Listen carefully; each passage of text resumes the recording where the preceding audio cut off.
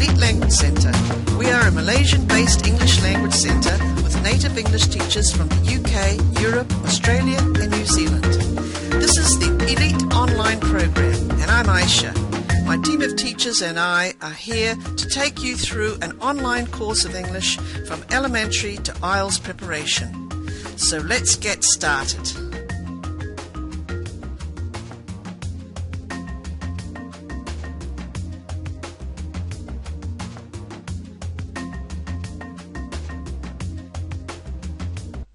Hello and welcome to Pre-Intermediate 1.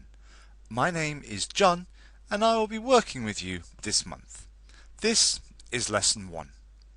Please take your new student book and open it at page 6. To begin with, please, let's look at the starter exercise at the top of page 6. In this exercise, we have a column on the left of questions and on the right we have some answers. Your teacher will now put you into pairs or into threes, and I would like you to match the answers from the column on the left with those in the column on the right. So, for example, if we look at the first question, where were you born? We can say that the answer is in Mexico. Please now, in your pairs, match the questions in the column on the left with the answers in the column in the right. Well done! As you can see, the answers are: where were you born? Matches with in Mexico. What do you do? Matches with I'm a teacher. Are you married? Matches with no, I'm single. Why are you learning English? Matches with because I need it for my job. When did you start learning English? Matches with a year ago. And how often do you have English classes? Matches with 3 times a week. Now please stay in the pairs that your teacher has put you into, and please ask each other the questions. So first one person ask your partner the same questions and then change over. Your teacher will listen to you and help you with any problems. Well done. Now let's move on to the next exercise. So let's do some work on tenses. The lady in the picture is a girl named Marija Kuzma. She is a student in Croatia in Europe. We're going to listen to her talking about her life. In the box that I have highlighted red, there are some words that will fit into the gaps in Marija's presentation. As we can see, number 1, hello, my name's Marija Kuzma, and the word that goes in the gap is come from Zagreb. What I would like you to do, please, is I would like you to listen to Marija speaking, and I would like you to write down the words you hear. Take the words from the box with the red highlight and put them in the correct place in the sentences. Here is Marija speaking now. Please listen carefully. 1.1 Maria Kuzma. Hello, my name is Maria Kuzma and I come from Zagreb, the capital city of Croatia. I'm 20 and I'm studying medicine at the University of Zagreb. The course lasts 6 years and it's all in English. It's hard work, but I'm enjoying it a lot. I live at home with my mother, father and grandmother. I speak English because I went to an English-speaking high school. After I graduate, I'm going to work for Médecins Sans Frontières in West Africa because I want to travel and help people. If you would like to hear the recording again, please do ask your teacher to play the tape again. When you have finished listening to the tape, please, with a partner, check your answers together. Well done! Now, let's have a look at the answers together. So, as we said, number 1 is I come from Zagreb, the capital city of Croatia. I'm 20 and number 2, I'm studying medicine at the University of Zagreb. Number 3, the course lasts 6 years, and it's all in English. it's hard work, but number 4, I'm enjoying. I'm enjoying it a lot. Number 5, I live at home with my mother, father and grandmother. And number 6, I speak Italian. Number 7, she always speaks. Remember, in the present simple, when we have he, she, it, or a name, we have to have S on the end. I speak, she speaks. Number 8, I went to an English-speaking high school. And finally, number 9, I'm going to work for Médecins Sans Frontières in West Africa. So if we look at Marija's conversation, we can see that there are different examples of different verb tenses in the way she's speaking. She speaks in the past, the present, and she also talks about the future. Your teacher again will put you into pairs, or please work with the same partner you have been working with. I would like you to try and find examples of the present, past, and future tenses in what Marija is saying. So, for example, if we look at number 1, we can see that it is in the present simple tense.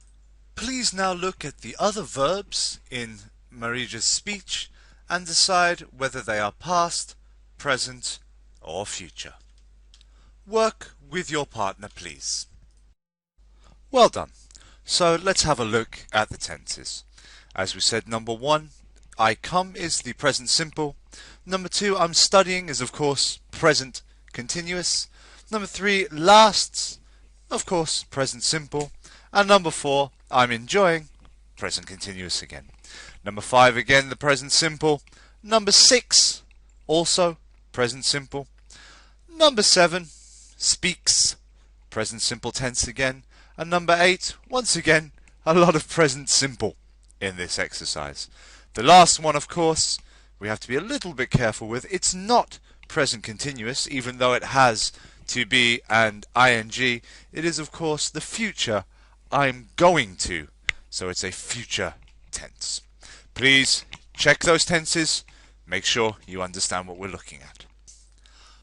Well done. And just finally, to finish off today's lesson, the last work we'll do today, well done for getting this far. We'll just finish off lesson 1 today by looking very quickly at our grammar spot. I think should be fairly easy, but we'll just make sure we're happy. If we look please at number 2 in the grammar spot, we can see now in number 2 where I've highlighted 2 different sentences with 2 different sentences, with different tenses.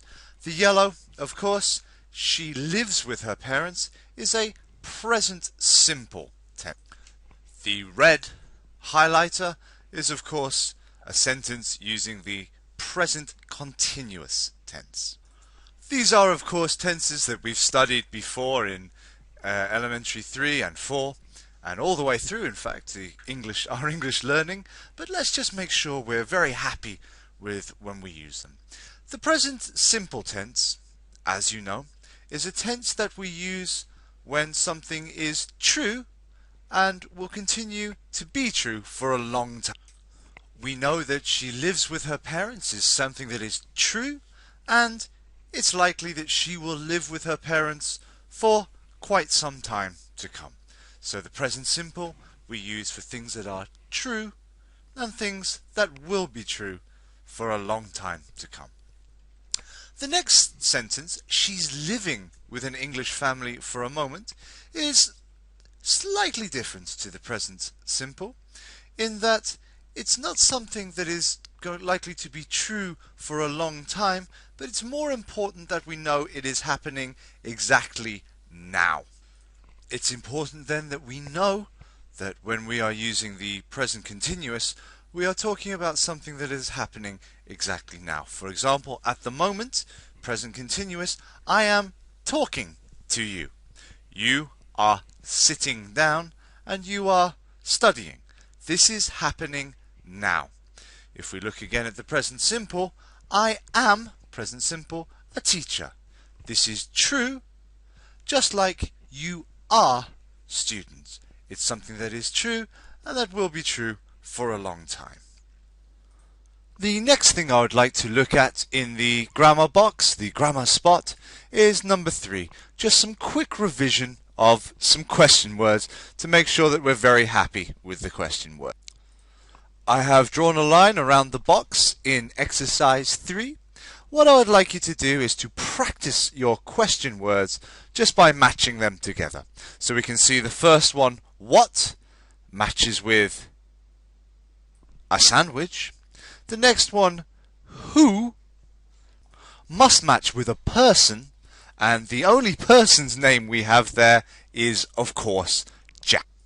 Once again, working together please with your partner, I would like you to just take a few moments and match the question words on the left side with the answers on the right side. What with a sandwich, who goes with Jack. Please now look at where, when, why, how many, how much, how, whose, and which. Well done. Now, let's have a look at the answers together. Well done. Just to make it easier to look at, I have written the question words next to the answers, so let's very quickly go through them. Because I wanted to, obviously when we have a sentence that begins with because, the question is usually why. Last night, fairly easy, when. $5, how much. A sandwich, we already said earlier, was what. By bus, how, when we want to know how somebody got somewhere. In New York, a place, usually where. Like we said before, Jack is a person, so we use who. The black one, when we're trying to decide which object we're looking at, we use which. It's mine, whose, possessive. And finally, how many, the number 4. Well done. Please make sure that your answers in your book are the same as the answers on the screen. When you have checked your answers and you are happy with your answers, please close your student book. Thank you very much. Of course, it's very important that when we've done some studying, we go home and we practice it again. So today there will be some homework. Please find your workbook. Please turn to page 5 in your workbook. Okay. For homework tonight, please, I would like you to do the following exercises. Please, for homework tonight, I would like you to look at the highlighted exercises. Exercise 2, 4, and 5, please. In exercise 2, you must look at the sentences and decide which form of the verb is correct. In exercise 4, you must write questions that go with the answers. And in exercise 5, you must, again, write questions using your tenses. That is all for today. Thank you very much. I hope you've enjoyed the lesson, and I'm looking forward to seeing you again next lesson. Thank you very much. Have a very good day.